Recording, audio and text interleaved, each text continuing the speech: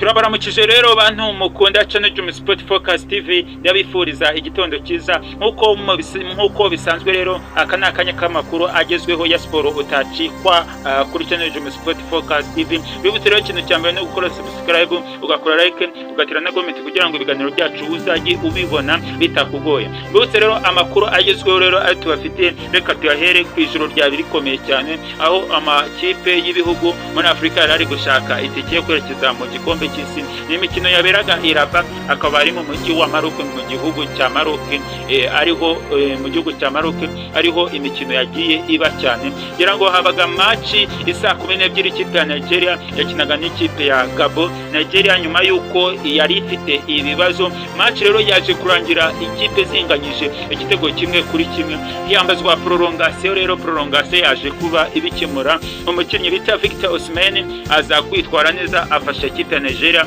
gutsinda ibitego bibiri. Ikipe ya Gabon isezererwa nyuma yuko itsinzwe ibitego bitatu byose kuri kimwe, match itari yoroshye. Isa 3 rero habaga indi match ikomeye cyane aho Cameroon yakinaga na Democratic Republic of Congo, iza kurangira ku minota 90 umukinnyi bita Zamboha, umukinnyi bita Arturo Maswaku abafashije kwitwara neza cyane.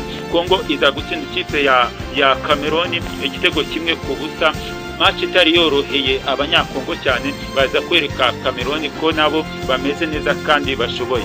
Bibutse rero uko byarangiye ikipe ya Nigeria izakina n'ikipe ya Democratic Republic of Congo, match izaba ikomeye cyane, maze muri Asia hakazitoramo imwe izahura n'izarokoka hagati ya Nigeria na Congo, maze hakaboneka ikipe iziyongera mu makipe azitabira igikombe cy'isi.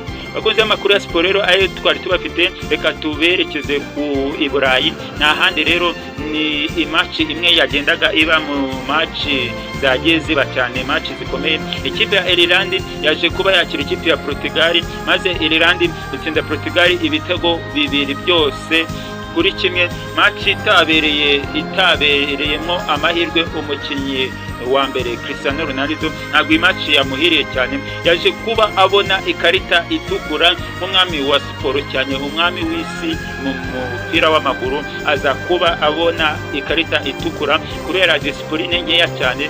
Match rero byaje kurangira Portugal itunguwe, bizayisaba ko ikina indi mikino kugira ngo izashake itike yo gushaka itike kugira ngo izerekeze mu gikombe cy'isi. Iyi match rero ntago yabereye neza umukinnyi Cristiano Ronaldo, yaje kuba bigaragara ko muri competition confondée abonye amakarita 11,